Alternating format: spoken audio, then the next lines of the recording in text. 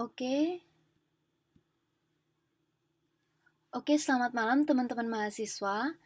Terima kasih atas kehadirannya di kuliah kita untuk mata kuliah analisis kasus bisnis pada malam hari ini. Alhamdulillah untuk pertemuan TTM ke-7 ini kita udah di penghujung modul.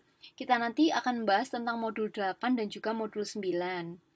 Nah, di sini nanti modul 8 itu akan membahas tentang strategi bauran pemasaran. Dan untuk modul ke-9 kita akan membahas tentang analisis kasus. Di sini nanti saya akan mengambil satu analisis kasus yang ada di modul. Nah, oke. Di sini kita mulai saja.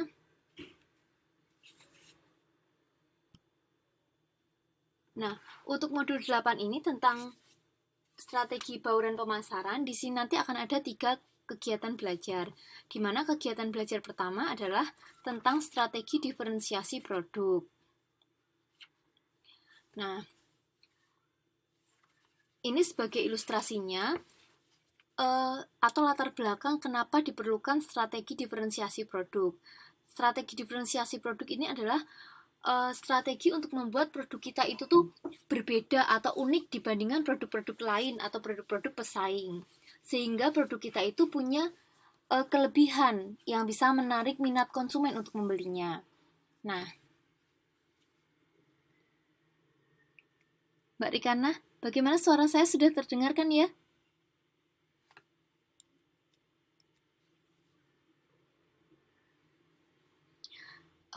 Oke, kita lanjutkan lagi. Kembali lagi ke latar belakang kenapa kita memerlukan strategi diferensiasi produk. Dikarenakan kita perlu untuk membuat produk kita itu berbeda atau unik dibandingkan produk-produk yang lainnya agar mereka bisa mampu untuk bersaing. Nah, kenapa? Di situ kita harus membuat produk kita unik. Oke, terima kasih Mbak Rekana. Kenapa kita harus membuat produk kita unik? Karena pada kenyataannya produk yang seragam atau yang bersifat homogen itu akan memiliki harga yang seragam pula. Maka bisa dibilang produk tersebut tidak bisa bersaing. Oleh sebab itu perlu dikerjakan diferensiasi atau pembedaan pada produk tersebut agar bisa lebih bersaing. Nah, di sini jika produk itu bersifat homogen, maka akan masuk ke dalam kategori komoditasi. Apa itu arti dari komoditasi? Komoditasi itu berarti suatu proses di mana konsumen tidak dapat membedakan lagi antara satu produk dengan produk lain yang sejenis. Nah, contoh dari modul untuk produk yang tergolong sebagai produk komoditasi itu adalah produk-produk sembako. Contoh beras, gula, garam. Itu sejenis. Kalau kita tidak membuatnya berbeda atau tidak mengemasnya dalam bentuk yang berbeda, maka kita akan susah bersaing dan maka kita akan mengikuti monopoli atau permainan pasar yang kita nggak bisa untuk memainkan harga sesuai dengan apa yang kita inginkan karena kita hanya harus mengikuti harga pasar yang ada. Tuh. Nah, di sini untuk membuat produk itu berbeda, contohnya misalnya kalau kita membeli beras di pasar dengan membeli beras mungkin di Superindo atau supermarket, itu sebenarnya berasnya itu sama aja, tapi kalau yang di supermarket itu kan udah dibungkus, dikasihin merek, terus habis itu dikasihin label gitu, misalnya kayak yang beras bagus kan beras Rojo Lele gitu misalnya, itu dikasihin dikasihin cap seperti itu akan membuat dia lebih mahal. Padahal sebenarnya isinya ya sama aja dengan beras-beras Rojo Lele yang ada di pasar gitu. Tapi kenapa dia bisa memberi harga lebih dan tetap juga laku? Karena dia membuat produk yang ada yang bisa terjual di supermarket itu berbeda dengan dia memberikan kemasan, dia memberikan merek seperti itu. Nah, untuk itulah di sini itu kita perlu memberikan diferensiasi pada produk agar produk itu punya nilai lebih. Nah, kalau untuk definisinya sendiri atau untuk pengertiannya, diferensiasi itu menurut Kotler 2003 didefinisikan sebagai sebuah tindakan untuk mendapatkan sekumpulan perbedaan-perbedaan yang mempunyai nilai guna membedakan penawaran perusahaan dari pesaingnya. Nah, dari definisi ini kita bisa lihat bahwa di sini ada 3 poin penting dalam sebuah aktivitas diferensiasi. Nah, apa saja poin penting itu? Poin penting itu adalah 1, diferensiasi itu harus memiliki yang namanya perbedaan. Lalu yang kedua, perbedaan itu harus mempunyai sebuah nilai. Bukan perbedaan yang tanpa arti gitu ya. Perbedaan itu harus punya arti, harus punya guna, harus punya nilai. Dan perbedaan itu tuh harus bisa membedakan antara produk kita dengan produk pesaing. Sehingga di situ kita punya karakter di produk kita itu. Sehingga orang-orang bisa ingat tentang perbedaan yang kita berikan pada produk kita. Oke.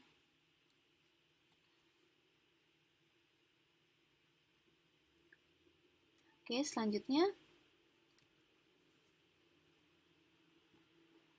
di sini kita harus mengembangkan konsep diferensiasi.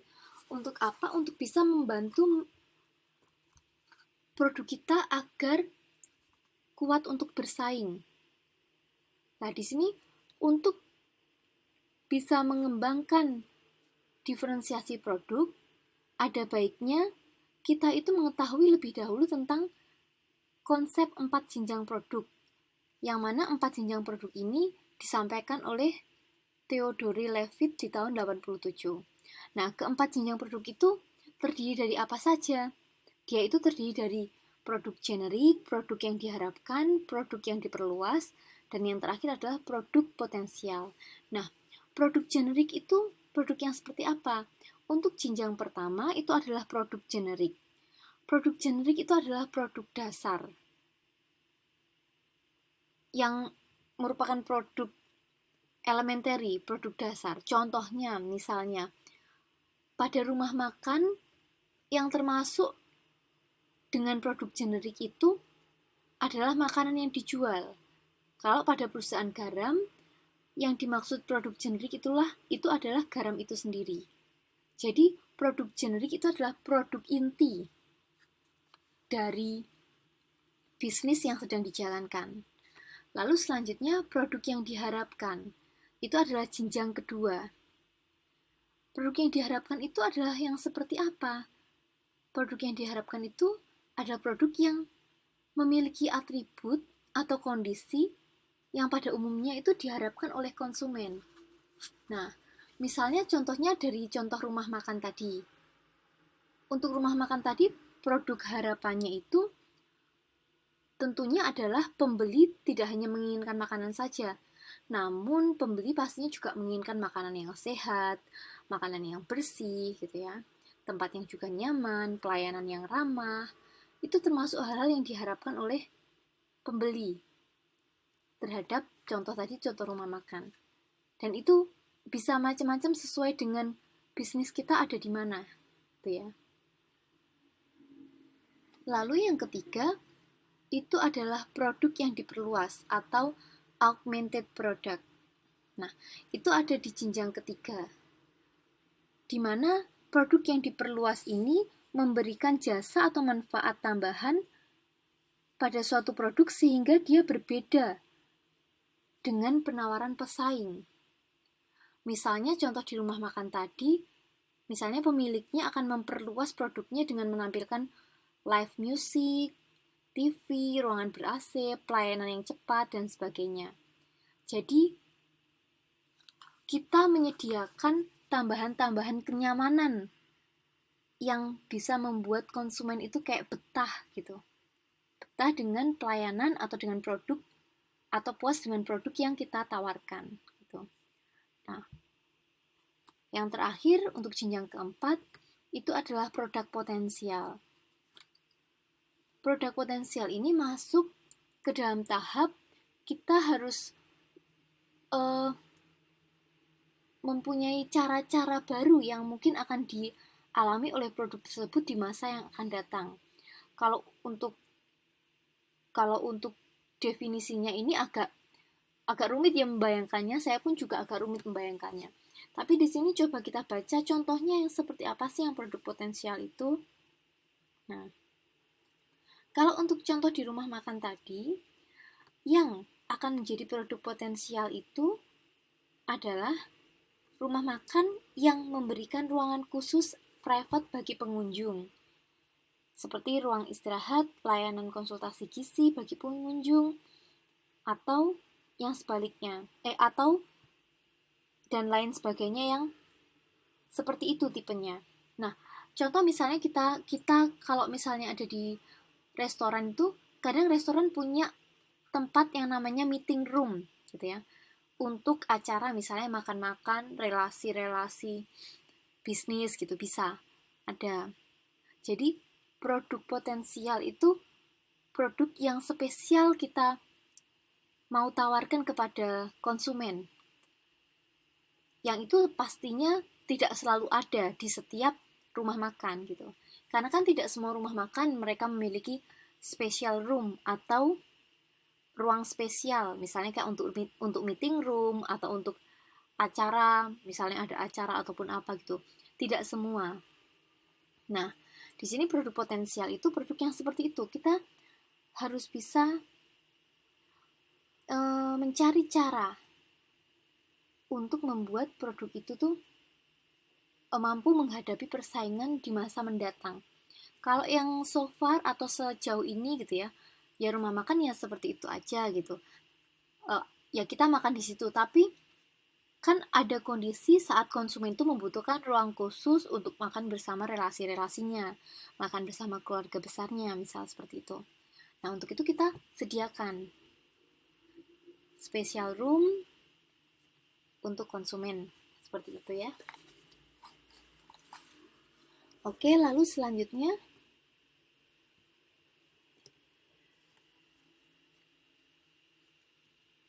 sebentar.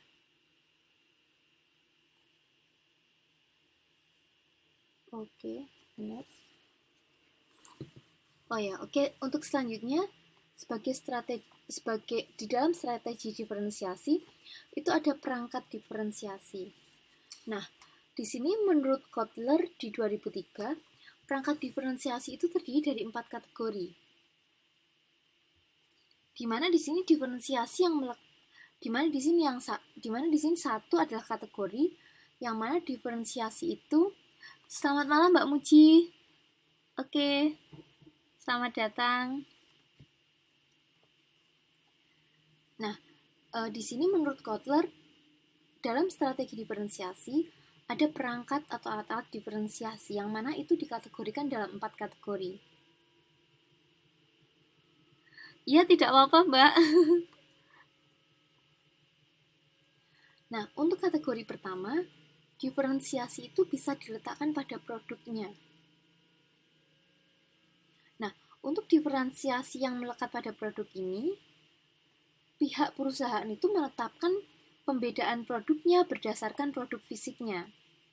Dalam hal ini, ada beberapa unsur dalam melakukan diferensiasi produk. Antara lain yang pertama itu adalah tahan lama atau produknya durable ya. Produknya kayak awet gitu. Nah, untuk diferensiasi ini perusahaan dapat memilih diferensiasi berdasarkan daya tahan produk tersebut. Contohnya, baterai Duracell mengiklankan dirinya sebagai baterai yang tahan lama. Perusahaan sepatu baja juga menempatkan pembedaan produknya pada unsur keawetan produk. Oke, itu salah satu yang ada dalam diferensiasi yang melekat pada produk. Lalu yang kedua adalah tentang kinerja produk. Untuk kinerja produk ini akan mengacu pada keunggulan produk tersebut pada saat beroperasi. Jadi, kemampuan produk untuk difungsikan itu adalah kinerja produk. Seperti kinerja komputer terletak pada kecepatan prosesornya dan kemampuannya yang mampu menampung kapasitas yang besar. Itu termasuk salah satu diferensiasi yang diletakkan pada kinerja produk. Seperti contoh perkembangan dari perkembangan dari jaringan internet. Itu juga termasuk kinerja produk. Kalau misalnya zaman dulu berawal dari kalau misalnya yang pernah pegang BlackBerry, ada yang 8G, lalu ke HSDPA. Sepertinya HSDPA sama 3G sama. Lalu jadi 3G, lalu sekarang jadi 4G. Nah, seperti itulah. Itu kinerja produk. Lalu untuk yang ketiga itu adalah kemudahan perbaikan. Kemudahan perbaikan. Nah, saat ini untuk kemudahan perbaikan itu merupakan salah satu unsur yang sangat penting dalam memenangkan persaingan. Kenapa dia merupakan unsur yang sangat penting? Karena kayak misalnya garansi gitu. Kita kan nggak mau ya beli produk, habis itu ternyata kenapa-kenapa dan garansinya itu susah. Terus repot. Itu pasti nggak ada yang suka seperti itu.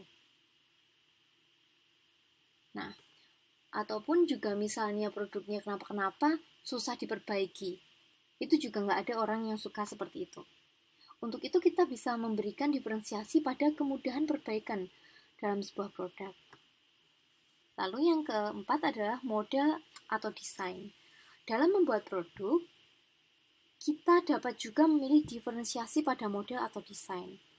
Contohnya pada produk otomotif. Desain atau model memegang peranan yang sangat penting. Banyak produk otomotif yang sebenarnya hanya baru dalam desain, namun istilahnya mesinnya itu tuh masih sama. Kayak mobil-mobil zaman sekarang. Kan ada yang bilang yang casingnya kapsul sama yang dulu kotak gitu. Misalnya kijang kapsul sama kijang kotak. Sebenarnya untuk masalah mesinnya sama, hanya tampilan luarnya saja mereka yang beda. Jadi mereka tuh punya kemampuan yang sama, untuk kinerja produknya sama, tapi model dan desainnya berbeda. Itu juga bisa salah satu yang membuat orang itu tuh tertarik gitu. Nah, lalu yang terakhir untuk desain yang melekat pada produk adalah hemat energi. Hemat energi ini juga dapat dijadikan sebagai perangkat dalam melakukan diferensiasi.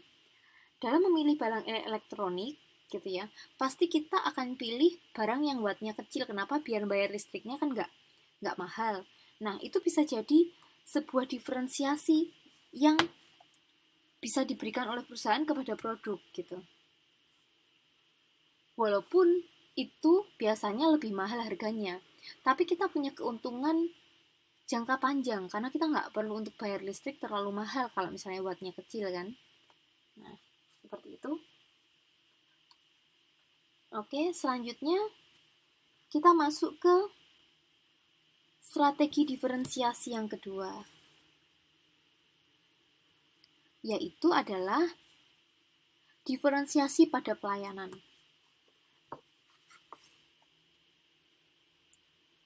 Nah, dalam hal ini, jika perusahaan sulit mencapai diferensiasi pada produk fisik, maka alternatif lainnya adalah melakukan diferensiasi pada pelayanan. Di sini ada beberapa perangkat dalam diferensiasi pelayanan. Antara lain adalah 1. Pengiriman sampai tujuan atau sampai gitu ya, jadi nggak kesasar. Biasa kan sekarang udah musim online shop, lalu pengiriman uang kayak gitu. Pasti harapan kita pengiriman yang kita inginkan sampai tujuan gitu ya. Nah, dalam hal ini kendati saat ini pelayanan berupa pengiriman produk sampai ke tempat tujuan sudah banyak dilakukan perusahaan, namun kita masih dapat melakukan diferensiasi dengan menonjolkan aspek misalnya kayak keamanan, kecepatan dalam proses pengantaran. Jadi sampai tujuan aja itu sudah banyak. Istilahnya itu sudah termasuk tidak terlalu unik gitu ya. Karena pastinya diharapkan itu sampainya sampai tujuan. Tapi di sini kita juga bisa memberikan tambahan untuk kategori pengiriman sampai tujuan ini adalah sampai tujuan dalam keadaan produknya aman. Dalam arti aman adalah tidak ada kerusakan, tidak ada produk yang hilang, seperti itu. Dan lalu selanjutnya adalah bisa sampai dalam waktu yang cepat. Nah, Lalu yang kedua adalah diferensiasi di pemasangan. Sebenarnya untuk layanan pemasangan ini juga sudah dilakukan oleh banyak perusahaan. Namun demikian, kita dapat juga melakukan diferensiasi yang ditekankan pada kualitas pemasangan. Jadi, dalam pemasangan, kualitas antara satu dengan yang lainnya itu pasti berbeda. Misalnya, kalau kita beli di toko A gitu ya, itu tuh misalnya kita beli produk perakitan, mereka akan pasang dengan rapi dan dengan benar gitu, bagus gitu. Tapi kalau di toko B, mereka nggak telaten, sehingga kadang masangnya ada yang salah colok, ada yang gimana gitu. Nah, itu bisa kita lakukan dari membedakan kualitas kita untuk memberikan pelayanan pemasangan itu. Yang ketiga adalah pelatihan bagi pelanggan. Di sini jika saudara membeli alat berat seperti traktor atau forklift, biasanya kita akan diberi fasilitas pelatihan tentang bagaimana mengoperasikan dan merawat peralatan tersebut. Ini contoh dari buku. Kalau misalnya kita sendiri yang biasanya kita alami gitu ya, teman-teman kalau misalnya beli laptop gitu, biasanya pasti akan dikasih tahu cara penggunaannya, ini seperti ini seperti itu, kayak gitu. Nah, itu adalah salah satu diferensiasi di pelatihan bagi pelanggan. Yang keempat adalah perbaikan. Walaupun jenis pelayanan perbaikan ini sudah umum, namun kita tetap dapat menempatkan diferensiasi perbaikan ini dengan lebih memperhatikan masalah, lalu keakuratan perbaikan, kecepatan perbaikan, kualitas perbaikan yang bisa kita berikan. Jadi, masalahnya seperti apa? Kita harus pelajari agar apa? Agar kita bisa menyelesaikan dengan benar, lalu cepat, dan sesuai dengan yang diinginkan, atau menyelesaikan masalah gitu. Lalu yang kelima, untuk diferensiasi pada pelayanan adalah pelayanan konsultasi gratis. Nah, di sini ini banyak perusahaan memberikan konsultasi gratis dengan harapan pembeli tersebut akan loyal. Karena pembeli yang loyal itu akan sulit berpindah pada perusahaan pesaing. Jadi orang kalau sudah mindsetnya suka gitu ya sama pelayanan, sama sebuah pelayanan, otomatis dia tidak akan mudah untuk berpindah ke lain, ke istilahnya tuh ke lain tempat. Nah, seperti itu. Lalu untuk diferensiasi yang ketiga dan keempat adalah diferensiasi pada sumber daya manusia.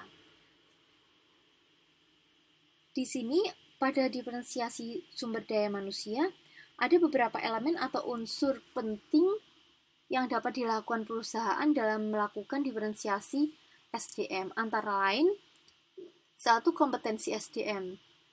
Dalam hal ini para pekerja harus memiliki pengetahuan dan keahlian yang prima.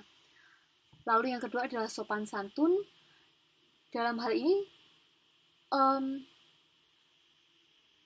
pemberi jasa atau sumber daya manusia atau para pekerja itu harus dapat memberikan pelayanan yang sopan dan juga ramah. Karena kalau misalnya galak gitu kan ya pasti nggak ada orang yang suka dilayani dengan galak ya gitu. Kan konsumen istilahnya adalah raja gitu. Jadinya ya sama-sama lah kayak gitu. Mereka tidak juga boleh memberikan sikap yang galak ataupun sikap yang tidak sopan ke kita, kita pun juga demikian. Jadi sama-sama sopan santun dalam melayani konsumen. Lalu yang ketiga adalah respon. Di sini para pekerja harus respons terhadap keinginan dan permintaan pelanggan. Jadi harus cakcek gitu, atau harus gimana ya istilahnya, harus respon cepat dan sesuai dengan apa yang diminta, sehingga bisa menyelesaikan permintaan konsumen itu. Lalu yang terakhir adalah dapat diandalkan. Di sini para pekerja hendaknya memberikan pelayanan dengan konsisten dan keakuratan yang tinggi. Nah, lalu Untuk diferensiasi yang terakhir, strateginya adalah diferensiasi citra. Untuk diferensiasi citra ini ada beberapa perangkat dalam melakukan diferensiasi citra, atau ada beberapa alat. Yang satu adalah ruang fisik.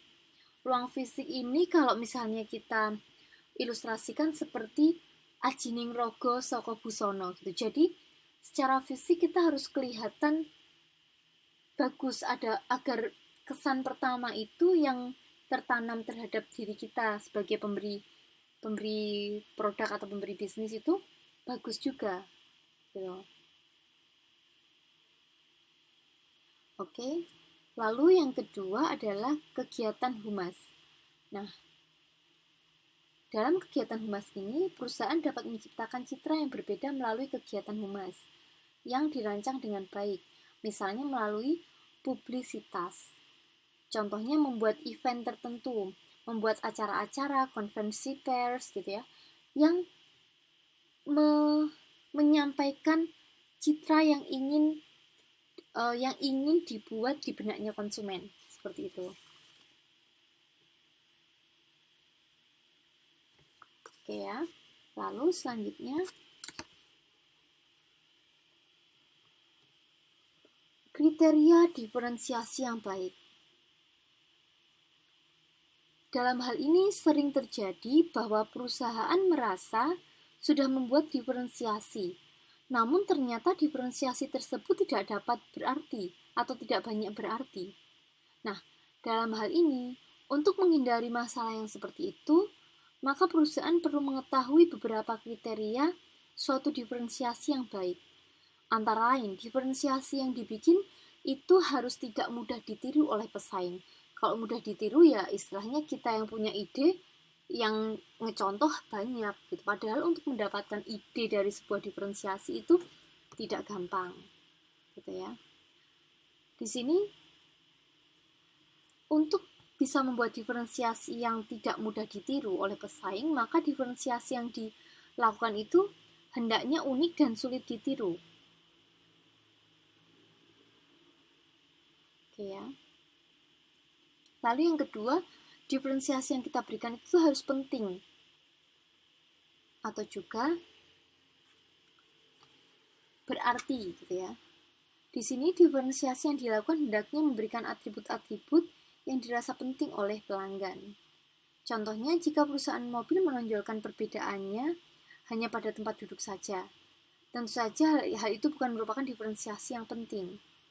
Atribut yang penting pada sebuah mobil misalnya terletak pada aspek kinerja mesin, desain, kemudahan perbaikan, lalu kemudahan memperoleh suku cadang, dan lain-lain. Jadi diferensiasi yang penting atau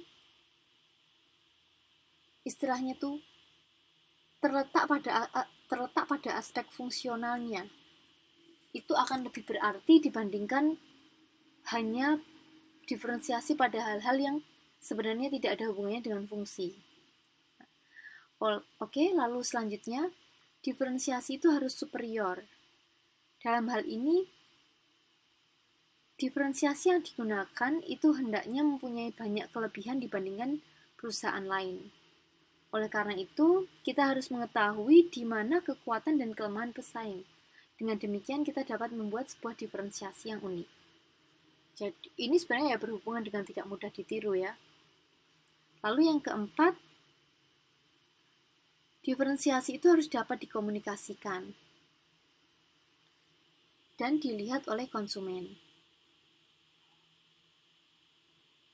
Contoh misalnya, di sini motor bebek merek Honda yang ada di mesin 4 tak itu mereka membuat diferensiasi dengan memberikan perbedaan pada penggunaan bahan bakarnya. Kalau 4 tak Honda itu terkenal bahan bakarnya irit. Dan di situ bagaimana mengkomunikasinya? Artinya mengkomunikasikan atau dapat dikomunikasikan itu adalah diferensiasi yang kita berikan itu harus dapat dirasakan oleh konsumen atau juga harus dapat dibuktikan gitu. Jadi kalau misalnya kita bilangnya itu diferensiasinya adalah irit bahan bakar, tapi ternyata lah kok bahan bakarnya itu tuh boros gitu, artinya kan itu kayak PHP gitu ya. Itu jangan sampai seperti itu mengecewakan konsumen.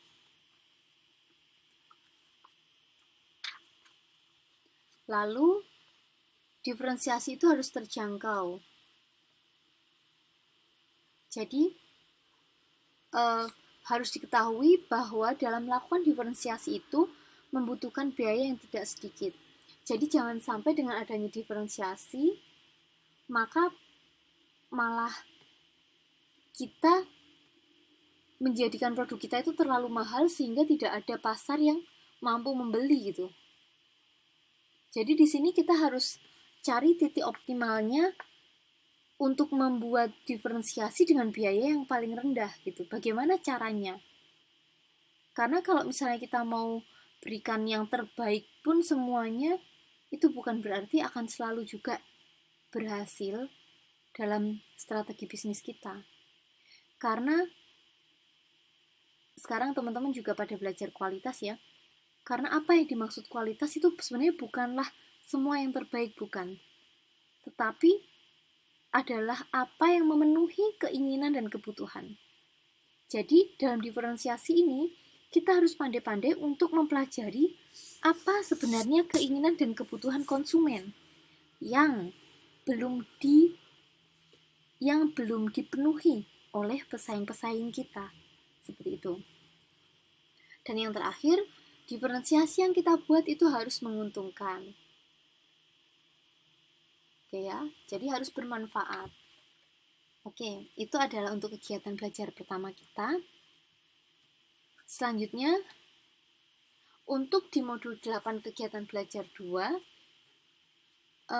kita akan bahas tentang strategi merek. Nah, sebelum masuk ke dalam apa itu merek, kita awali dengan kita mereview tentang apa yang kita pelajari di beberapa modul sebelum ini. Pada saat kita belajar tentang, sepertinya di modul kalau enggak 6, 7 ya, tentang persepsi. Di situ ada jargon yang mengatakan bahwa perception is much more important than reality. Nah, pada saat itu yang kita belajar tentang positioning. Di sini, dari istilah itu kita bisa pahami bahwa posisi produk dalam pikiran konsumen itu sangat penting, seperti apa yang sudah kita pelajari sebelumnya. Nah, dari sini kita ketahui bahwa merek itu bisa menggambarkan citra atau positioning suatu produk. Contohnya, Lux itu adalah sabun kecantikan, Lifebuoy adalah sabun kesehatan. Dari situ kan kita bisa dalam benak setiap konsumen itu terpikir bahwa kalau misalnya aku ntar pengen wangi, pengen gimana ya kulit halus dan kawan-kawan, oke, pilih Lux gitu. Tapi kalau aku pengen sabun yang bebas kuman dan lain sebagainya, pilih Lifebuoy. Nah, dalam hal ini kita akhirnya bisa mengetahui hubungannya merek dengan positioning itu sangat erat. Kan di sini peran merek itu sangat penting bagi persaingan, bagi positioning kita. Untuk itu, merek itu harus bisa memberikan nilai tambah pada produk. Karena keputusan merek itu adalah salah satu keputusan yang dianut oleh konsumen. Misalnya, mau beli sepatu gitu ya. Mau beli sepatu lari nih gitu. Biasanya orang kan banyak kan pilih yang merek-merek yang udah terkenal gitu. Nggak apa adanya. Walaupun juga ada sepatu yang mahal juga, tapi mereknya mungkin nggak terlalu terkenal dan nggak terlalu booming gitu. Yang juga kualitasnya baik, tapi mereka akan lebih memilih sepatu-sepatu yang 1000 umat gitu, misalnya kayak Nike, Adidas, seperti itu ya. Nah, dalam hal ini maka strategi merek itu merupakan keputusan yang strategis, bukan fungsional. Jadi, bagaimana kita mengolah pikiran konsumen? Bukan terhadap bagaimana benar-benar fungsinya gitu. Karena merek itu memegang persepsi yang kuat di pikiran konsumen. Oke. Selanjutnya, mempelajari tentang kekuatan merek. Dalam hal ini, kalau misalnya kita melihat produk itu adalah sesuatu yang dihasilkan oleh pabrik. Tetapi merek itu adalah sesuatu yang dibeli oleh konsumen. Tidak semua orang, tapi kebanyakan orang itu tuh sometimes itu brand minded atau branded gitu ya. Tapi tidak banyak juga orang yang tidak terlalu branded gitu. Cuman selalu kesannya adalah produk bermerek itu adalah produk yang nyaman dan berkualitas. Padahal mungkin gitu ya, belum tentu produk yang mereknya mungkin belum terlalu terkenal itu tidak berkualitas, belum tentu gitu ya. Jadi dalam hal ini kita harus perhatikan bahwa produk itu mudah ditiru, tapi tidak demikian dengan merek. Karena itulah kita harus membuat merek kita itu bernilai, karena merek itu sangat penting untuk positioning produk kita. Karena pembeli itu tidak membeli produk secara fungsionalnya, tapi mereka memberi merek. Oke.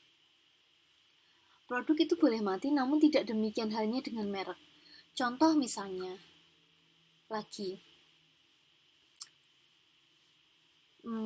kalau sepatu mungkin modelnya nggak terlalu banyak berubah ya. Mungkin bisa di tas ataupun baju gitu ya. Itu kan modelnya berganti-ganti. Nah kalau yang udah jadul ya udah mati kan produknya. Tapi mereknya itu tuh masih kena gitu. Misal nggak usah yang sangat mahal sekali seperti Louis Vuitton atau Louis Vuitton itu, misalnya kayak yang brand lokal aja gitu ya. Brand lokal kalau yang di Taiwan ini kan BG gitu ya. Nah, di situ kalau produk-produk yang jadul kan mungkin udah nggak ada lagi. Cuman kan mereka tetap akan ada konsumen, bagi para konsumen yang loyal pada produk itu. Maka mereknya akan tetap ada gitu. Itulah dimana merek itu termasuk kuat. Karena kebanyakan konsumen itu bukan membeli produk secara produknya, tapi membeli produk karena mereknya. Lalu selanjutnya, citra suatu merek. Di sini sebelum masuk ke dalam apa itu citranya, kita pelajari dulu apa itu pengertian dari merek. Nah, merek itu adalah nama, istilah, tanda, simbol, atau desain, atau kombinasi dari semua itu yang dimaksudkan untuk mengidentifikasi produk atau jasa dari penjual serta untuk membedakan dari produk atau jasa pesaing.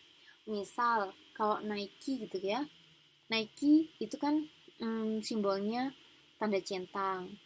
Kalau Adidas itu diidentikan dengan sepatu yang ada seleret-seletnya gitu. Sampingnya ada seleret tiga itu pasti punya Adidas. Itu Adidas style. Kalau Nike itu centang, Nike style, misalnya seperti itu. Nah, jadi di sini kita harus memberikan citra pada suatu merek. Nah, di sini ini merek itu juga dapat memberikan gambaran atau citra tertentu.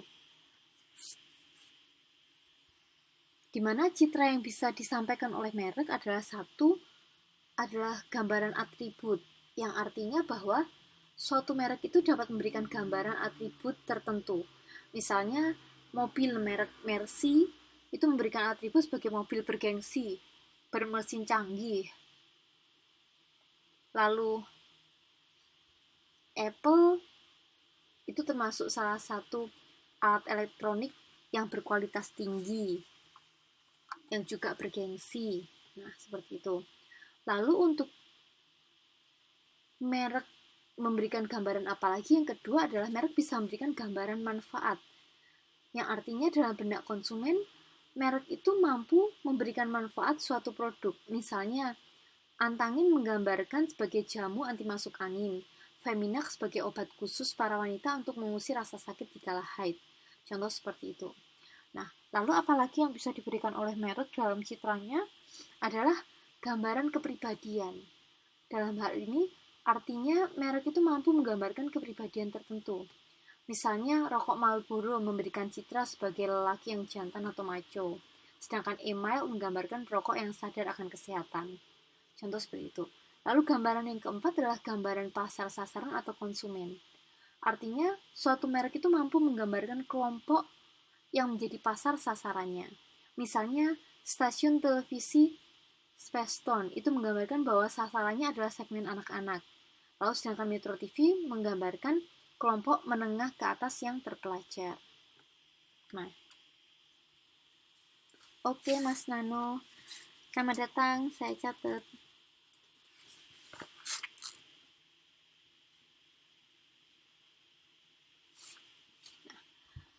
Dari uraian gambaran-gambaran yang bisa disampaikan oleh merek tadi, kita akan mengetahui bahwa masalah merek merupakan masalah yang sangat rumit dan kompleks.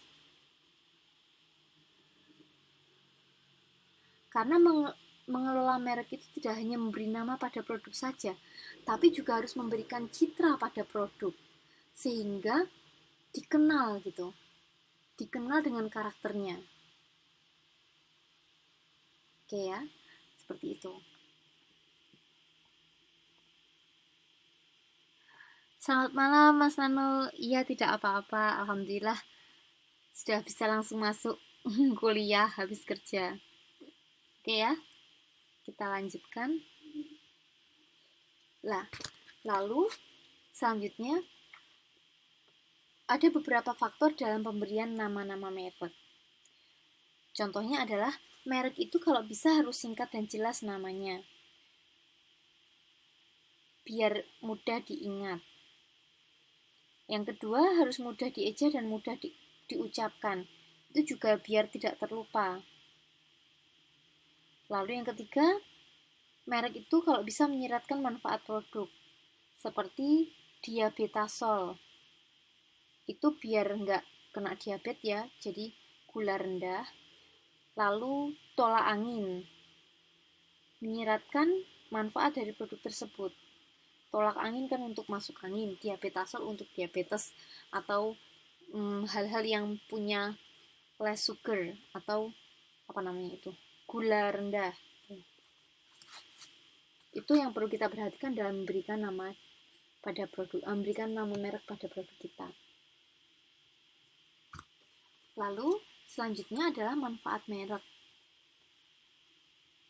Di sini ada beberapa manfaat yang diperoleh produsen dengan adanya penggunaan merek. Antara lain, satu, produk menjadi mudah dikenali. Yang kedua, dapat mengangkat citra perusahaan.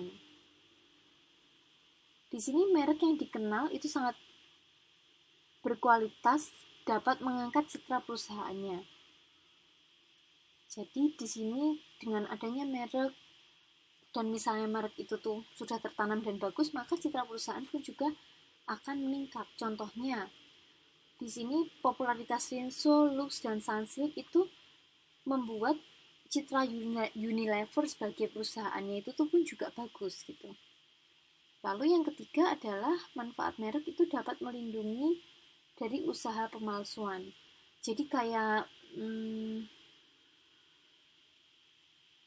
kita udah apa ya istilahnya ya, misalnya kita punya ide dalam bentuk produk, kalau kita kasih merek dan kita keluar pertama,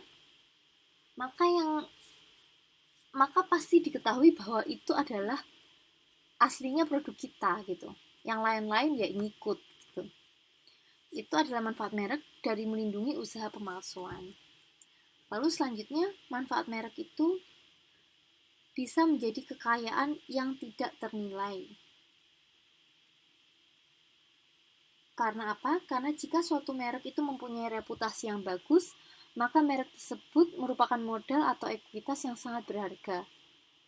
Seperti yang tadi dibilang, kalau produk itu adalah yang diproduksi, dan merek itu adalah yang dibeli. Dan produk itu bisa mati, tapi kalau merek itu nggak bisa mati gitu. Jadi produk bisa berganti, asal mereka itu tuh merek yang sama, maka mereka akan punya kemampuan untuk meraih pasar yang serupa juga banyaknya gitu. Lalu manfaat yang kelima adalah merek itu bisa memberi peluang untuk mendapatkan kelompok pelanggan yang setia. Dalam hal ini, konsumen yang loyal atau setia pada merek akan sulit pindah ke merek lain. Nah, dan ini pasti akan sangat menguntungkan perusahaan. Contoh, orang yang sukanya sepatu sneakers gitu ya, biasanya kan banyakan pilihnya Converse gitu. Kadang misalnya suka Converse, nggak terlalu suka untuk yang running shoes. Running shoes-nya hanya untuk ya benar-benar olahraga, bukan lifestyle. Tapi lifestyle-nya tetap pakai yang misalnya kayak Converse, Vans kayak gitu, Keds gitu. Tapi itu pun kan juga 3 merek itu punya bentuk yang beda-beda. Dan konsumen itu loyalnya di masing-masing yang sesuai dengan yang mereka inginkan gitu. Nah, dan itu kalau misalnya merek itu sudah bisa memiliki konsumen yang setia, wah pasti itu sangat-sangat menguntungkan sekali. Karena mau nggak mau konsumen hanya akan pengen yang merek itu saja, seperti itu. Lalu, manfaat terakhir adalah mempermudah dalam komunikasi pemasaran. Dalam hal ini coba kita bayangkan jika suatu produk atau jasa itu tidak memiliki merek. Pasti akan sulit dalam mengkomunikasinya kepada pasar. Akan sulit menyampaikannya kepada pasar. Oleh karena itu, jika produk diberi merek, kita akan dapat mengkomunikasikannya dengan lebih mudah kepada khalayak melalui berbagai media. Kalau misalnya kita bilang sepatu, kan pasti ditanyain sepatu yang mana gitu kan, yang mereknya apa, atau mungkin tas yang mana, yang mereknya apa gitu. Nah, dari situ maka dengan adanya merek kita bisa lebih mudah memberikan nama, gitu. Menyampaikan siapa itu mereknya apa kayak gitu. Oke. Lalu di sini untuk tingkat pengenalan merek, menurut William dan Cirome ada 5 tingkat pengenalan suatu merek. Yang pertama adalah penolakan terhadap merek. Penolakan ya artinya pasar tidak akan membeli merek tersebut kecuali jika citranya diubah. Lalu yang kedua adalah tidak mengenal merek, atau artinya merek itu sama sekali tidak dikenal oleh pasarnya. Lalu yang ketiga adalah mengenal merek, artinya pelanggan sudah mengenal merek itu. Lalu yang keempat itu preferensi merek, itu artinya pasar itu mengenal dan menyukai merek tersebut. Lalu yang terakhir adalah kegigihan merek, yang artinya pelanggan hanya bersedia menggunakan merek tersebut dan mereka mau mencarinya bila tidak tersedia di suatu tempat. Jadi kalau ada konsumen loyal pada merek itu sudah pada tingkat kegigihan merek. Jangan dibayangkan semua merek-merek yang sekarang itu terkenal, mereka begitu mudahnya bisa sampai seperti itu. Tidak, semua itu pasti melewati semua ini. Gitu ya. Nah, lalu untuk masalah tingkat pengenalan merek ini, David di tahun 91 itu menyampaikan ada 3 tahap penting untuk bisa mencapai loyalitas konsumen terhadap merek kita. Apa saja tahapnya itu? Satu adalah brand awareness. Brand awareness itu adalah tahap di mana konsumen sudah mempunyai ingatan tentang merek produk tertentu, namun tidak begitu menyadari fungsi, citra maupun kualitasnya. Contohnya apabila konsumen ditanya tentang merek minyak goreng yang paling dia kenal dan kemudian dia menyebutkan merek-merek seperti Bimolive, Wilma, Barco, ataupun Vetco, hal ini berarti dia sudah mempunyai brand awareness atau kesadaran akan merek ataupun kualitasnya. Nah, itu tahap pertama adalah brand awareness. Lalu selanjutnya adalah brand association, yaitu suatu tahap di mana konsumen bisa menghubungkan sebuah merek dengan fungsi tertentu dan citra tertentu pula. Nah, berdasarkan konteks yang kita contohkan sebelumnya, dalam tahap ini adalah tahap di mana konsumen sudah mengetahui lebih dalam. Misalnya dia mengetahui bahwa minyak goreng Vilma itu lebih jernih, non-kolesterol, dan harganya lebih mahal. Oke. Lalu tahap terakhir adalah tahap perceived quality. Perceived quality itu adalah tahap di mana di benaknya konsumen itu telah terbentuk persepsi tentang merek tersebut. Oke. Dalam hal ini, persepsi kualitas suatu merek itu sudah menancap kuat dalam pikiran konsumen. Contohnya, minyak goreng A lebih unggul dibandingkan minyak goreng B. Dan itu kan persepsi, jadi antar orang itu beda-beda. Misalnya orang A tadi suka Bimoli, orang B suka Vilma, orang C suka Bargo. Nah, itulah yang sudah tertancap pada konsumen. Nah, sampai tahap ini, maka dia sudah akan bisa mendapatkan loyalitas konsumen. Oke.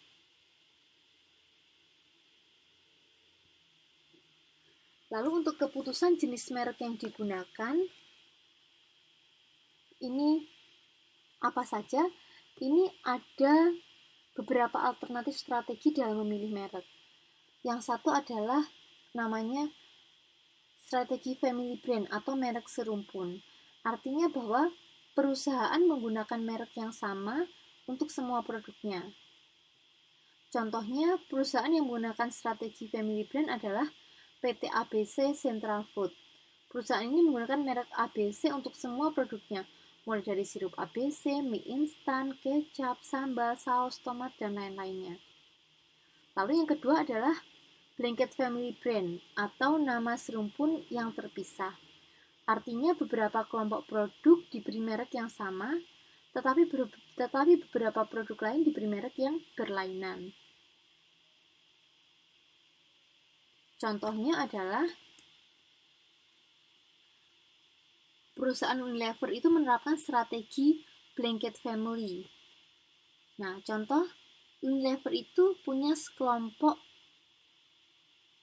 yang menggunakan merek Sunsilk. Misalnya Sunsilk Premium, Sunsilk Egg, Sunsilk Lidah Buaya, sedangkan produk sampo lainnya diberi merek Dove, Clear, seperti itu. Jadi kayak beda fungsinya dan beda karakter di dalamnya, dia kasih merek yang berbeda gitu. Lalu individual brand atau merek individu, itu artinya perusahaan menggunakan satu merek untuk masing-masing produk yang berlainan jenis dan mutunya. Seperti P&G atau Procter & Gamble itu mengeluarkan merek sampo yang berlainan. Seperti Pantene dan Rejoice, itu sama-sama diproduksi oleh satu perusahaan, tapi dia kasih merek yang berbeda. Mereknya sendiri-sendiri. Ya.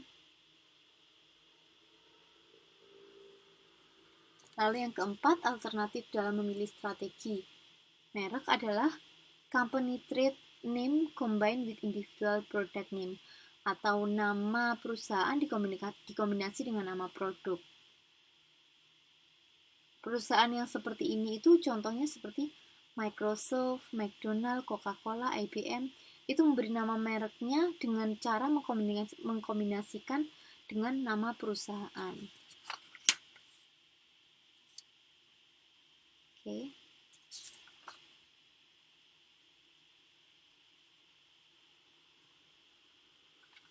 Lalu selanjutnya, kelemahan dan kelebihan family brand. Di sini kelebihan family brand adalah satu, keberhasilan satu merek akan membantu merek lainnya sehingga menghemat biaya promosi. Lalu yang kedua, dapat membina kesetiaan terhadap kelompok produk lainnya. Lalu yang ketiga, bisa mempermudah dalam memperkenalkan produk baru. Tapi ada juga beberapa kelemahannya, di mana kelemahannya adalah seandainya perluasan merek tersebut ternyata gagal, maka hal itu dapat juga merusak image atau citra produk-produk yang lain yang memberikan nama yang sama. Nah, lalu kelemahan yang kedua adalah sebuah nama merek belum tentu cocok untuk produk lainnya. Nah, penggunaan yang berlebihan terhadap suatu merek dapat menghilangkan posisinya yang khas dalam benak konsumen. Jadi kayak konsumen tuh jadi bingung karena terlalu banyaknya misalnya. Terlalu banyak jadi bingung. Yang ini tuh yang mana ya yang sebenarnya, karena kan mungkin bagi konsumen tidak semua merek dalam family brand, tidak semua produk dalam family brand itu memiliki kualitas yang sesuai dengan yang diinginkan konsumen, gitu ya. Jadinya kalau misalnya satu gitu ya, apa ya contohnya tadi ini kan masalah sama family brand ini, contohnya misalnya tadi kayak contohnya yang kayak ABC Central Food itu kan punya banyak sekali produk. Nah, di sini kalau yang kita suka kan Indomie instan ya kalau mie instan ya pasti Indomie ya. Nah, di sini mungkin di antara ABC Food ini ada yang produk yang enak dan bagus, contohnya saus kecapnya, kok saus kecap, saus sambalnya sama saus tomatnya. Itu mungkin mereka suka, konsumen suka. Ada juga yang suka kecap ABC, tapi kadang ada yang juga suka kecap Bango. Nah, ini kalau misalnya seperti itu dikumpulin jadi satu, tapi termasuknya ABC untuk beberapa produknya dia itu tuh punya konsumen yang istilahnya juga tidak sedikit ya. Jadinya oke, bagus ini. Tapi kan tidak semua seperti itu. Contoh misalnya kayak mie instannya ABC. Tidak semua orang suka mie instan, karena kalau mie instan tuh dalam benak orang-orang pasti Indomie gitu. Nah, kalau misalnya kita kasih family product, misalnya ada nama merek itu nggak cocok pada produk lainnya, itu tuh bisa membuat masalah dan bisa mengacaukan benak konsumen gitu. Karena misalnya satu bilang, misalnya satu teman pernah rasain saus sambalnya ABC, itu kan enak. Terus tapi ada yang belum pernah ngerasain saus sambalnya ABC tapi ngerasain mie instannya ABC gitu. Mungkin dia nggak terlalu suka mie instannya ABC karena dia lebih ke Indomie. Terus kan dia rada khawatir tuh ngerasain saus sambalnya ABC beneran enak nggak ya, misal seperti itu. Itu kelemahannya. Oke.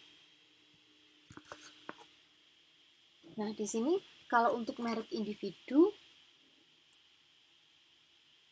keunggulan menggunakan merek individu adalah perusahaan tidak menggantungkan reputasinya pada satu merek yang sudah terkenal.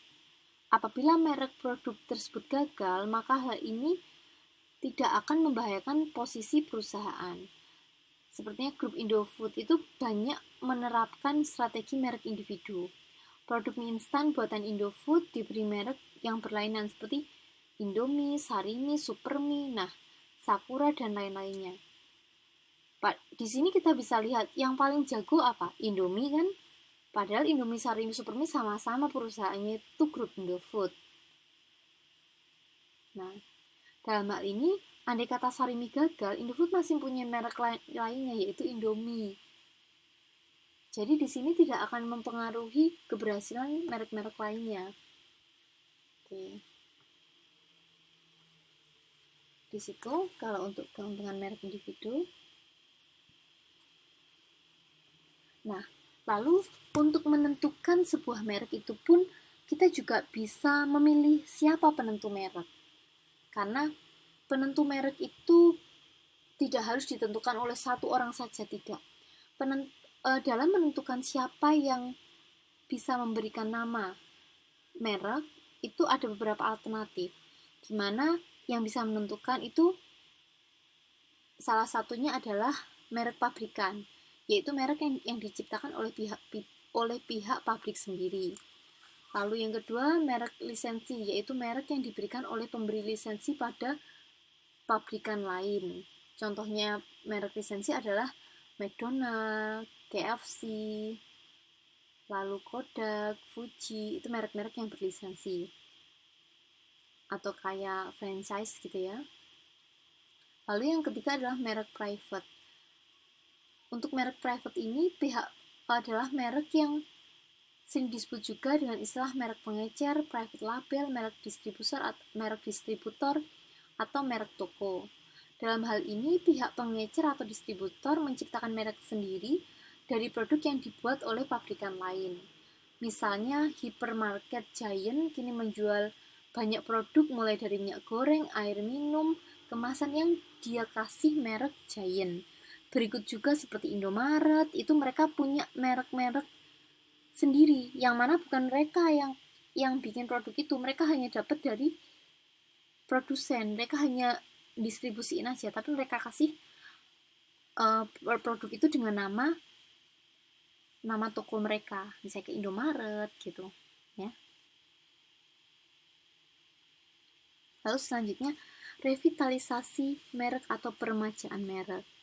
Nah, di sini kan kita pasti tahu bahwa produk itu punya siklus, di mana siklus produk itu kan berawal dari dia dikenali, lalu dia ada di dalam benak konsumen, lalu dia pasti ada masanya dia akan gugur gitu.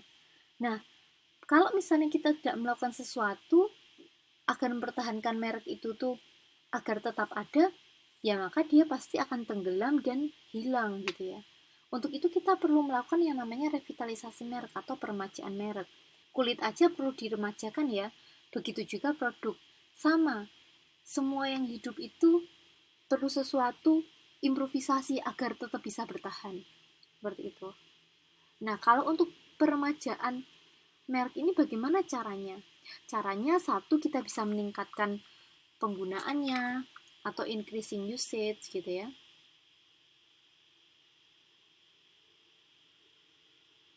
Nah, contoh di sini adalah contoh produk sampo.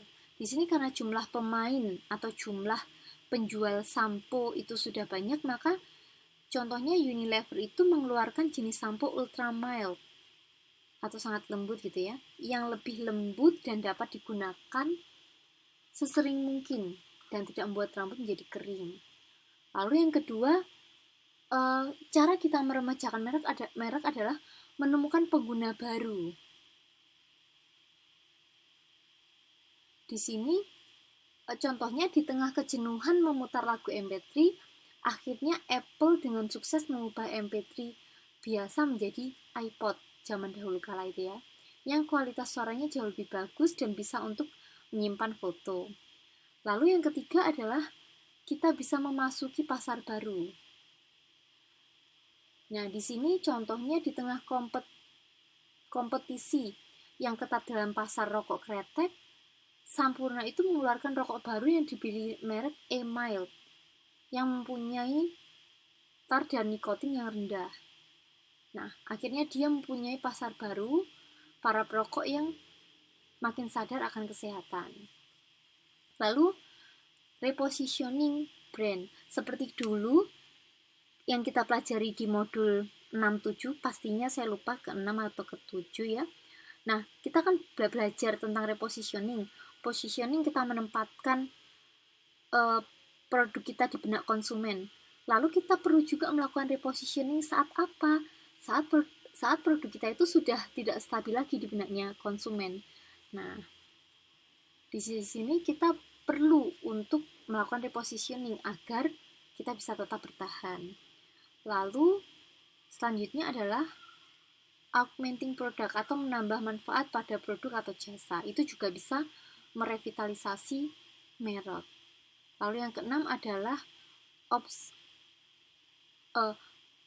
obsoleting existing product atau membuat produk yang ada menjadi usang. Nah, ini itu seperti kita melawan produk kita sendiri, tapi bukan untuk apa-apa, adalah untuk tetap mengikat pasar kita agar mereka tetap pada kita. Karena kita akan mematikan produk kita yang sudah tidak up to date atau yang sudah out of date. Kita perbarui dia dengan produk baru yang up to date gitu. Nah, oke, lalu cara peremajaan yang terakhir adalah extending the brand atau memperluas penggunaan merek yang sama pada produk lain. Oke ya. Lalu alhamdulillah ini selanjutnya kita sudah masuk ke kegiatan belajar 3. Di kegiatan belajar 3 ini kita akan belajar tentang strategi harga, promosi, dan distribusi strategi harga. Dalam strategi harga, di sini perusahaan harus pandai mencari harga optimal, yaitu harga yang mendapat permintaan paling banyak atau paling baik dari pasar sasaran, sekaligus memberikan margin atau keuntungan tertinggi bagi perusahaan. Dan di sini semakin tinggi harga, kita harus menyadari bahwa semakin tinggi harga, kemampuan membeli itu semakin rendah. Namun konsumen tidak selalu akan mencari harga murah sebagai dampak psikologi dari persepsi kualitas maupun manfaat emosional. Dalam hal ini, dalam dunia bisnis, jika kita menamakan persaingan dalam bisnis itu adalah persaingan harga, maka itu adalah kondisi di mana perusahaan itu hanya menggunakan harga sebagai satu-satunya senjata pemasaran. Lalu kalau persaingan non-harga itu adalah kondisi jika perusahaan menggunakan aspek non-harga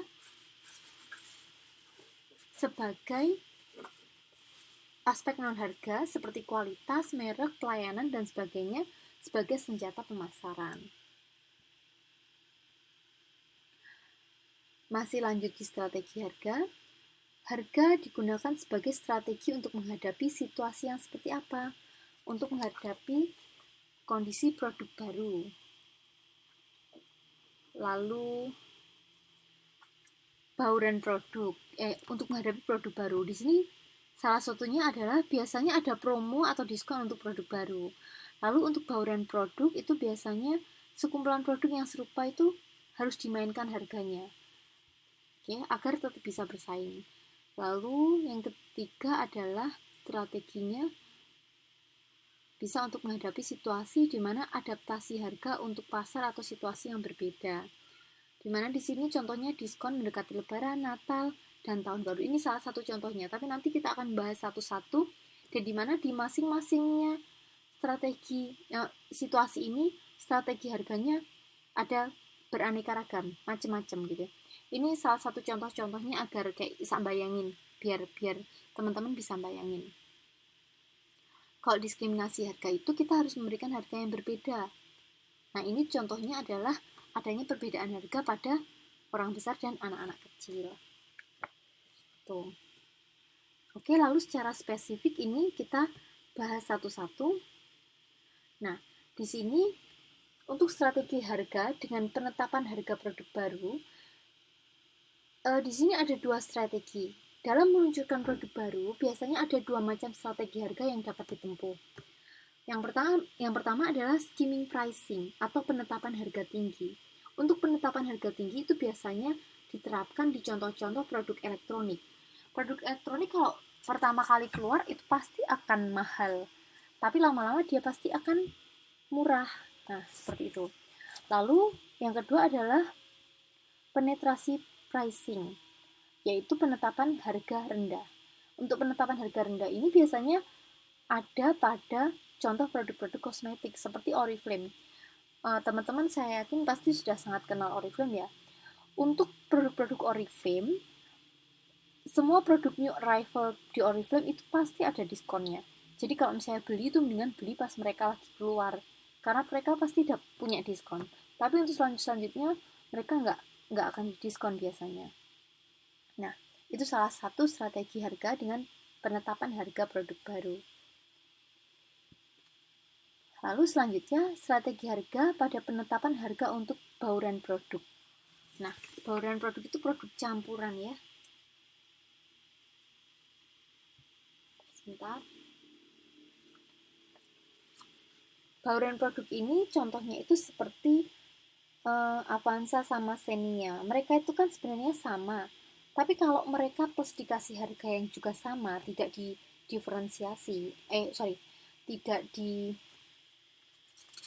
tidak dibedakan, maka otomatis itu akan sangat mengacaukan persaingan antara dua produk tersebut gitu.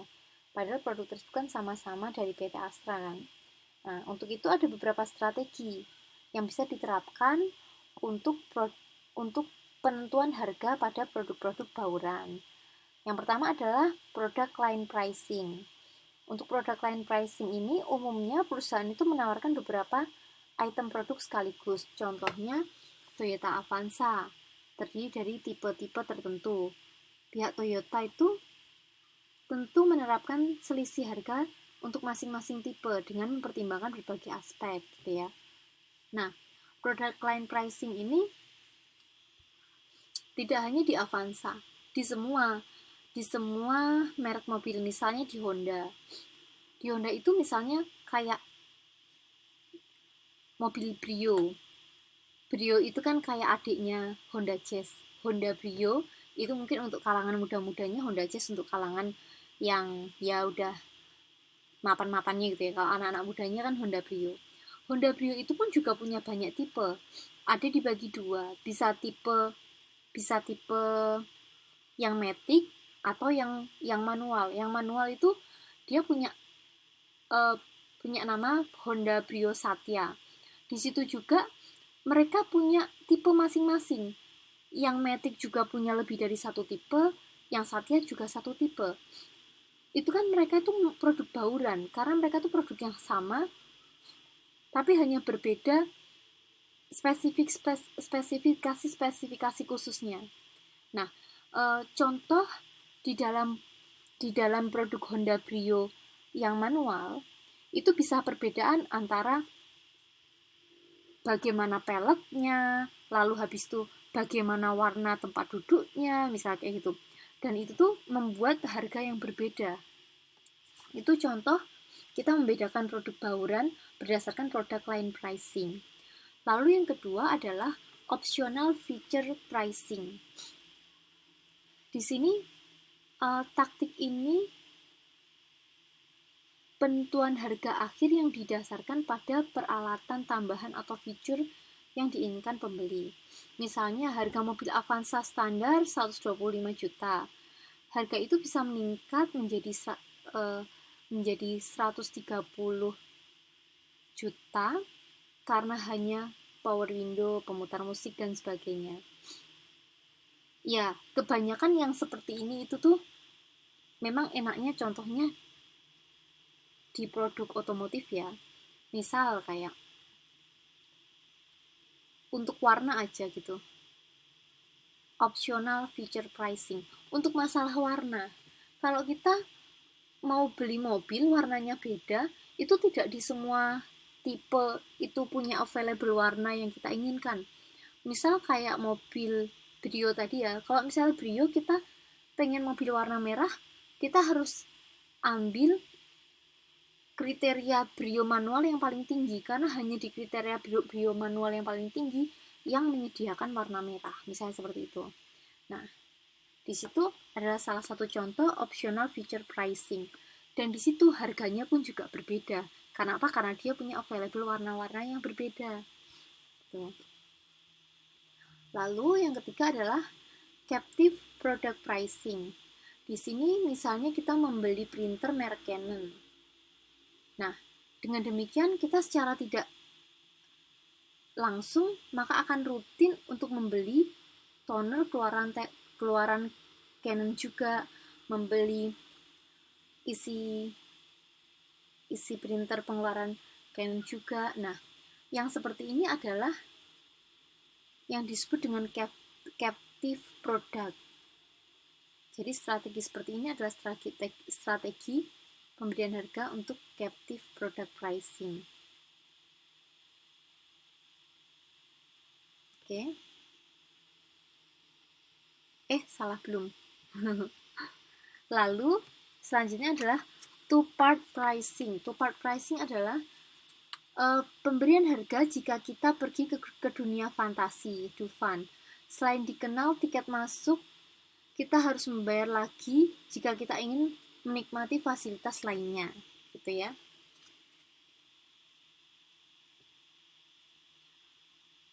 Lalu selanjutnya adalah by product pricing.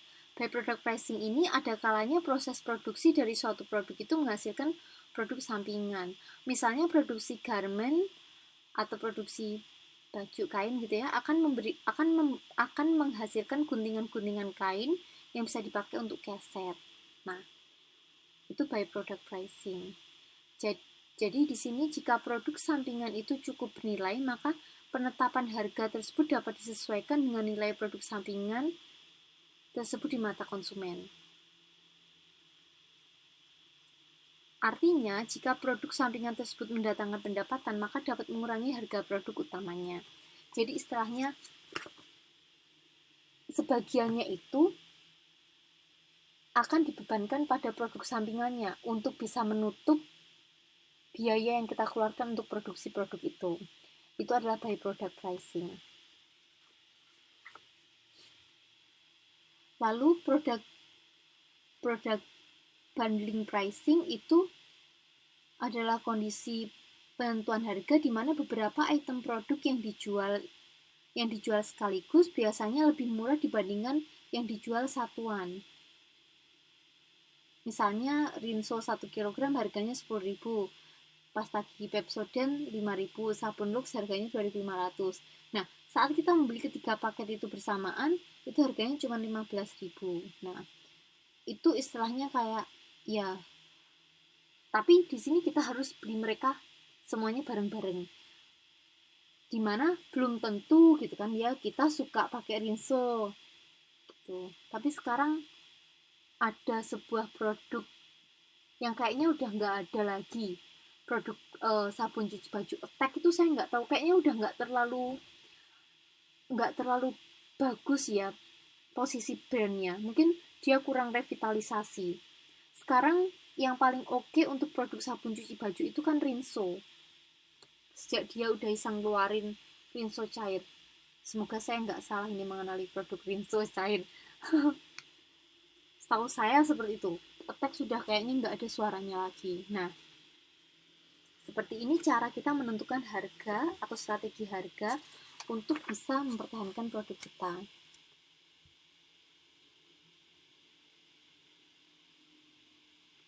Oh iya, tadi yang captive product pricing ini itu karena misalnya kalau kita membeli sebuah merek printer tertentu, maka selanjutnya akan merempet, akan juga membeli produk dengan merek yang sama, maka biasanya penetapan strateginya adalah untuk produk utamanya itu harganya murah, tapi produk-produk pelengkapnya harganya tinggi. Karena produk pelengkapnya itu kayak mau nggak mau kita harus membelinya gitu.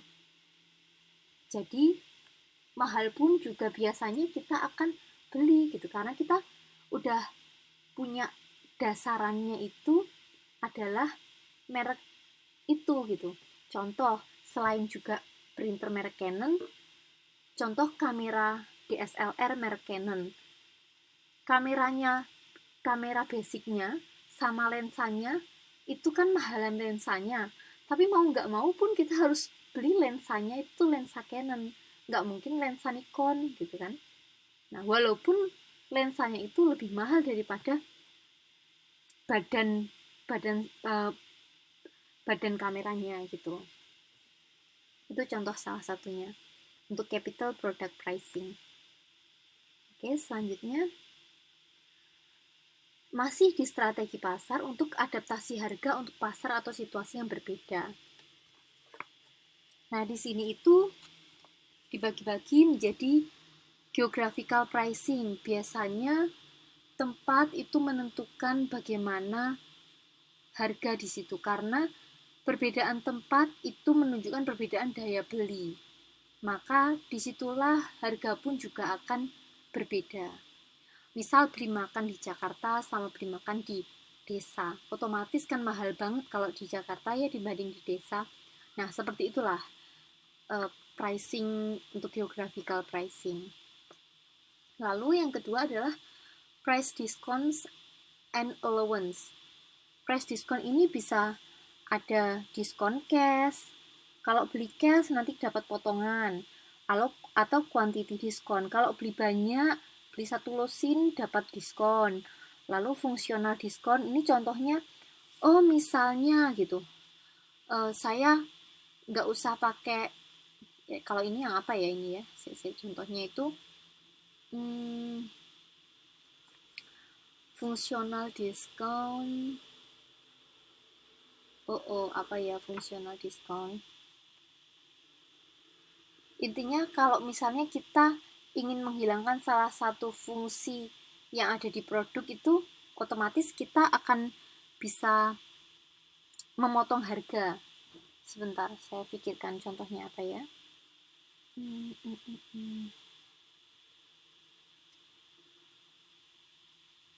Saya agak susah contohnya. Kalau beli HP pun nggak ada fungsional diskon ya.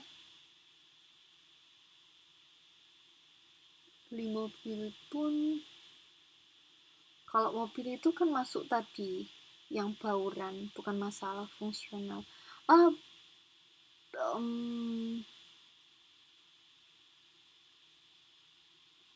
bisa juga sih mobil yang tadi masuk fungsional diskon, karena kan di dalam bauran itu ada tipe-tipe, dan tipe-tipe itu yang membedakan itu adalah fungsinya.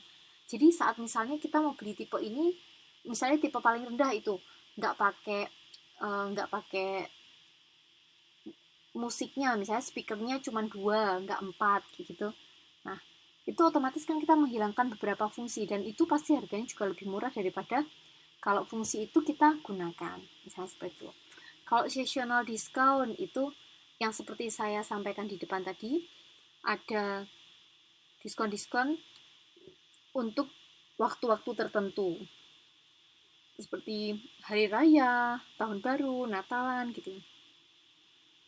Lalu untuk allowance itu dalam hal ini ada strategi trade-in allowance, yaitu penurunan harga karena konsumen mengganti produk lama dengan produk baru. Jadi kayak tuker tambah gitu ya. Allowance itu adalah kayak diskon tuker tambah gitu. Oke. Lalu selanjutnya adalah promotional pricing. Itu bisa terdiri dari harga pelang rasi, atau di sini tuh contohnya toko menurunkan harga untuk merek terkenal untuk meningkatkan kunjungan. Lalu special event pricing, lalu cash rebate, hampir samaan sih.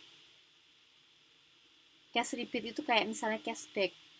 Misalnya beli alat-alat elektronik gitu ya. Biasanya kalau beli cash kita dapat cashback gitu. Lalu low interest financing, yang seringkali perusahaan otomotif menawarkan bunga yang rendah bagi konsumen yang ingin membeli mobil. Misalnya 8% per tahun. Lalu longer payment terms, yaitu dengan menawarkan jangka waktu pembayaran yang lebih lama, maka cicilan per tahun akan lebih rendah. Namun sebagai konsekuensinya, tentu suku bunganya lebih tinggi. Nah, selanjutnya warranties and service kontak. Ini beberapa perusahaan otomotif lebih suka memberikan kontak servis gratis dan ganti komponen secara berkala daripada menurunkan harga. Lalu yang terakhir adalah psychological discount. Jadi kayak misalnya kita kasih apa ya namanya tuh, kasih promo gitu ya. Misalnya dulu 100.000, sekarang cuma 50.000. Jadi seperti promosional diskon kayak gitu. Kan secara psikologis, wah berarti turun harga nih kayak gitu. Nah, oke. Lalu masih di strategi harga, yang keempat adalah strategi diskriminasi harga. Di sini ada 4 macam diskriminasi harga. Yang pertama, diskriminasi berdasarkan segmen. Itu contohnya adalah beda harga antara anak-anak dan dewasa. Lalu diskriminasi berdasarkan bentuk produk. Nah, misalnya kalau berbeda ukuran itu pun akan menjadi berbeda harga. Lalu diskriminasi berdasarkan lokasi. Di sini contohnya adalah perbedaan harga tiket untuk ekonomi sama bisnis. Lalu yang keempat adalah diskriminasi berdasarkan waktu. Contohnya harga tiket nonton di Indonesia kalau hari Senin itu pasti lebih murah daripada hari lain. Nah, itu adalah diskon waktu. Kalau di sini contoh Gucci sekarang sudah berpindah nama menjadi Royal ya. Dan di situ kita ketahui ada diskon untuk setiap pembelian makanan di hari Senin sampai Kamis. Seperti itu. Itu namanya diskriminasi harga. Untuk strategi harga dalam bentuk diskriminasi harga. Nah, lalu selanjutnya strategi distribusi atau penggunaan perantara dalam distribusi. Nah, di sini penggunaan perantara itu akan lebih menguntungkan pastinya tanpa menggunakan perantara. Seperti kita lihat di sini. Nah, seperti kita lihat di sini. Kalau misalnya tanpa perantara, PTA itu harus melakukan transportasi ke 1, 2, 3, 4, 5, ke 5 konsumen. Nah, dibandingkan kalau dia hanya melakukan transportasi ke perantara saja, itu akan lebih murah. Itu akan lebih murah dia melakukan pengiriman hanya ke perantara saja. Dan di sini perantara pun juga bisa menggabungkan produk dari PT A sampai PT C untuk dikirimkan ke masing-masing konsumen dan cukup menggunakan sekali transportasi saja. Nah, kalau di sini ini butuh 3 kali transportasi dari PT A, B, dan C. Maka di sini penggunaan di perantara atau distribusi ini bisa membantu untuk meminimalkan biaya. Lalu di sini karakteristik strategi distribusi. Di sini karakteristiknya bisa dari sasaran, perantara, pelanggan, penekanan pemasaran, kerugian utama, dan contoh produk. Dan di sini ada 3 jenis distribusi menurut masing-masing. Di sini ada 3 macam distribusi dan mereka itu berbeda pada masing-masing karakternya dari sasaran, perantara, pelanggan, penekanan pemasaran, kerugian utama, dan contoh produk. Di mana di situ 3 karakter distribusi itu adalah distribusi intensif, distribusi selektif, dan distribusi eksklusif. Nah, di situ mereka dibedakan antara 1, 2, 3, 4, 5, 6 dengan 6 kategori ini. Dari tabel itu kita dapat menentukan kapan harus menggunakan strategi distribusi intensif, kapan harus menggunakan strategi selektif, dan juga kapan harus menggunakan strategi eksklusif. Nah, di sini jika sasarannya adalah cakupan pasar dan penerimaan yang seluas-luasnya, maka sebaiknya menggunakan strategi intensif. Andai kata perusahaan menginginkan perantara dalam jumlah yang banyak, maka sebaiknya menggunakan strategi distribusi intensif. Jadi, jika sasarannya adalah namun jika sasarannya adalah citra prestis, maka sebaiknya menggunakan strategi distribusi selektif. Oke. Dan di sini bagaimana jika pelanggan kita adalah pasar organisasi atau fokus pada semua tipe pelanggan? Nah, itu pun untuk menjawab pertanyaan itu, kita bisa melihat kita cocoknya untuk strategi mana ya kalau misalnya kita tuh mau memenuhi pasar organisasi atau mau memenuhi pasar yang individual. Nah, di situ kita bisa cocokkan. Itu termasuk distribusi mana yang paling cocok untuk kita pilih sebagai strategi distribusi kita. Oke. Nah, di sini untuk bisa menjawab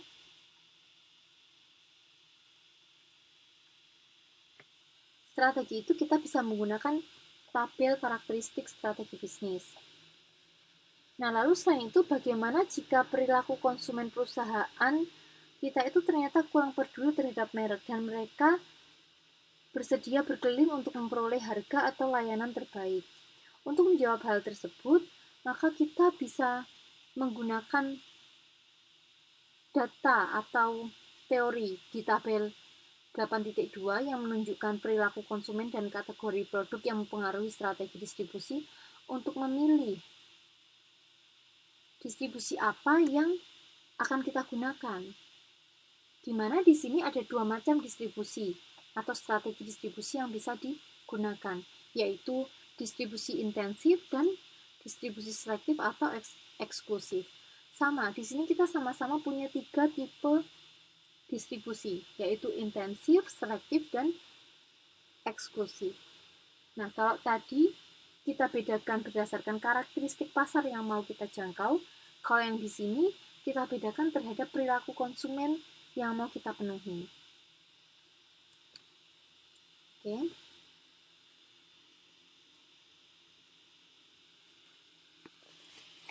Lalu untuk strategi untuk strategi harga, untuk strategi distribusi tadi sudah selesai. Sekarang kita masuk ke strategi promosi. Di sini kita harus memilih tipe media utama yang diperlukan untuk mempertimbangkan aspek-aspek sebagai berikut. Jadi promosi itu kita tuh mau pakai apa untuk promosi? Kita harus memperhatikan aspek-aspek berikut ini, yaitu yang satu, aspek kebiasaan target audience. Dalam hal ini, pemasar harus memahami dengan benar media apa yang biasanya paling disukai oleh target audience. Yang kedua adalah karakteristik produk. Di sini biasanya ada kecocokan antara karakteristik produk dengan tipe media tertentu. Contoh, produk kosmetik itu tentu lebih tepat jika disampaikan melalui televisi, karena dapat menunjukkan perbedaan sebelum pemakaian dan sesudah pemakaian. Yang ketiga adalah sifat pesan. Jika pesan tersebut harus segera disampaikan, misalnya akan diberlakukan pameran komputer besar-besaran, maka pesan harus sesegera mungkin sampai ke target audience. Untuk itu, media yang digunakan adalah surat kabar, televisi, dan radio. Yang terakhir adalah tentang aspek biaya. Pemilihan tipe media juga dipengaruhi oleh dana yang dianggarkan. Ada tipe media tertentu yang pada dasarnya memang mahal atau sebaliknya ada yang juga murah. Di sini televisi itu merupakan media yang mahal dan radio itu jauh lebih murah. Lalu selanjutnya strategi promosi yang merupakan bauran promosi atau alat-alat promosi. Di sini ada banyak alat-alat atau bauran promosi. Contoh di sini adalah iklan, bisa iklan cetak, kemasan, bioskop, film, brosur, poster, direktori, billboard, point of purchase atau POP. Dan ada juga promosi penjualan, hubungan masyarakat, penjualan personal, dan pemasaran langsung. Oke ya. Jadi di sini ada banyak sekali alat yang bisa kita gunakan untuk mempromosikan produk kita. Oke. Nah, di sini alhamdulillah untuk teori modul 8 kita sudah selesai. Nah, di sini kita masuk ke modul 9, analisis kasus. Di sini kita punya contoh kasus. Contoh kasus ini ada di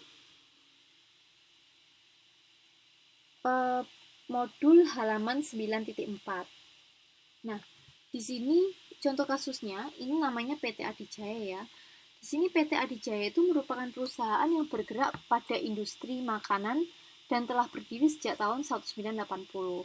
Pemiliknya saat ini adalah Tuan Bratawijaya yang merupakan anak pertama Tuan Brotoseno, pendiri perusahaan tersebut. Sejak awal berdiri, PT Adijaya ini berfokus pada produksi biskuit dan sejenisnya, yang berupa makanan kecil atau cemilan. Pada tahun 1985, Tuan Brotoseno memutuskan untuk memperluas lini produksinya, yaitu dengan meluncurkan produk baru berupa sirup dalam kemasan botol kaca. Tidak lama berselang, muncul pesaing baru yang produksi barang yang sama, tetapi dengan merek yang berbeda dan harga yang lebih murah. Mengatasi persaingan tersebut, Tuan Brotoseno berusaha untuk memperkuat mereknya dengan mencoba memproduksi mie instan. Dan ternyata sambutan pasar sangat memuaskan. Sejak awal berdiri, Tuan Brotoseno memutuskan untuk memberi satu merek pada semua produknya. Oke ya. Yaitu merek pasti. Kue-kue kaleng berupa biskuit, wafer, serta permen dengan merek pasti telah melekat di benak konsumen dan telah berhasil menguasai 40% pangsa pasar makanan ringan di Indonesia. Strategi tersebut diterapkan untuk produk sirup dan juga diberi merek pasti, walaupun terdiri dari beberapa macam rasa saja dan jenisnya. Sirup pasti dibuat dalam 5 rasa, yaitu jeruk, anggur, apel, melon, dan stroberi. Sirup pasti juga terdiri dari 2 jenis, yaitu sirup murni dan sirup susu. Kesemua produknya diberi merek yang sama, yaitu merek pasti. Karena mereka tersebut telah melekat di benak konsumen selama lebih dari 20 tahun, demikian juga untuk produk mie instan, semua rasa dan jenis diberi merek yang sama, yaitu merek pasti. Oke. Di sini pertanyaannya adalah, tentukan strategi apa yang digunakan Tuan Brotoseno dalam hal merek untuk mempertahankan posisi pasarnya. Oke ya, lalu jelaskan kelebihan dan kelemahan strategi tersebut serta kaitan dengan kondisi PT Adijaya sehingga memilih strategi tersebut. Oke. Nah, di sini kita masuk ke dalam merek. Ya.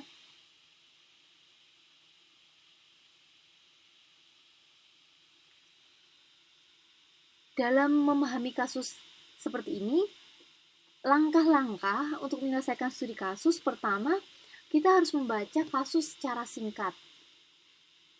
Lalu mengenali permasalahan yang muncul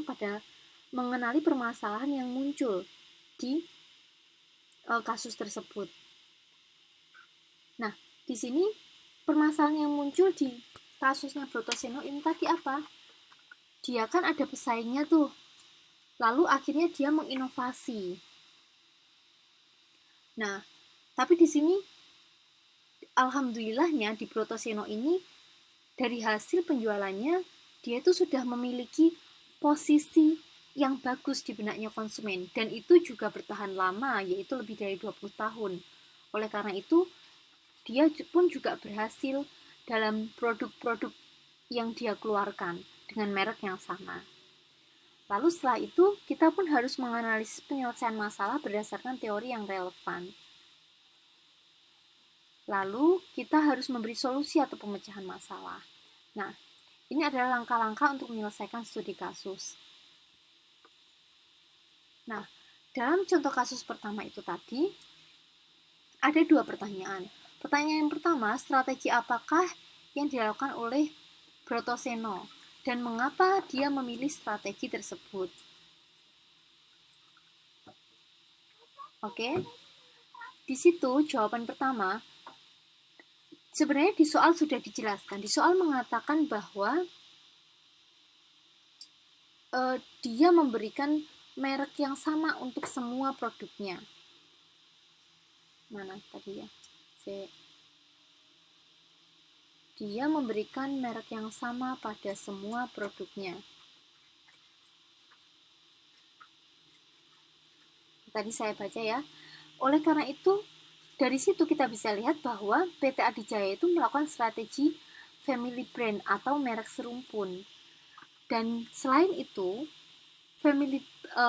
merek pasti dari PT Adijaya itu memiliki produk-produk dengan kualitas yang sama bagusnya juga gitu, dan juga punya positioning yang bagus di benaknya konsumen. Nah,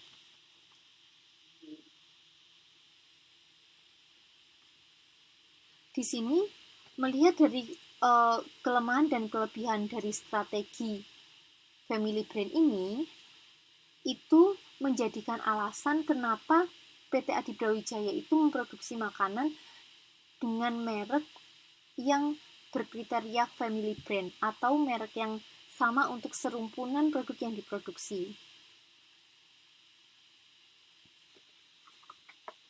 Oke, tunggu sebentar. Nah, mohon maaf, saya cas dulu.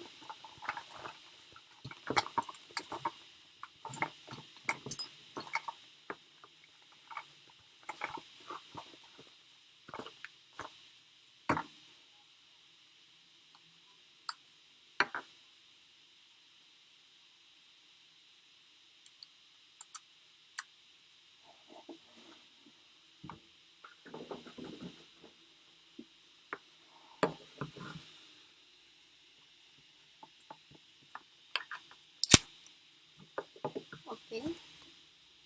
Nah, di sini alasannya kenapa PT Adijaya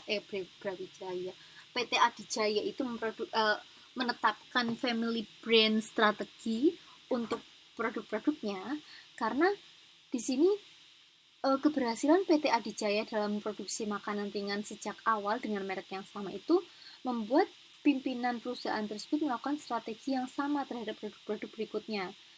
Hal ini dikarenakan merek pasti itu sudah memiliki positioning yang bagus di benaknya konsumen.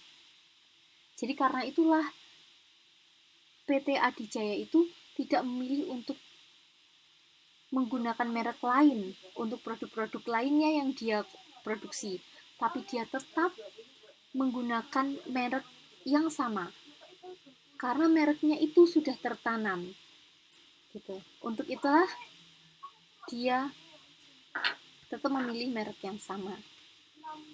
Oke, jadi itulah alasan kenapa PT Adijaya itu memilih strategi family branding untuk produk-produk yang dia produksi selanjutnya.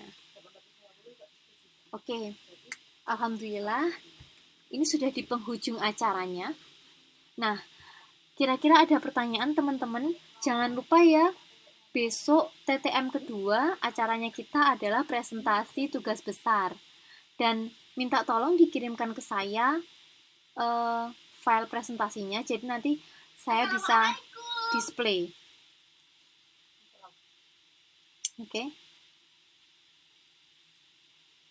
Oke, ini kira-kira ada yang ditanyakan?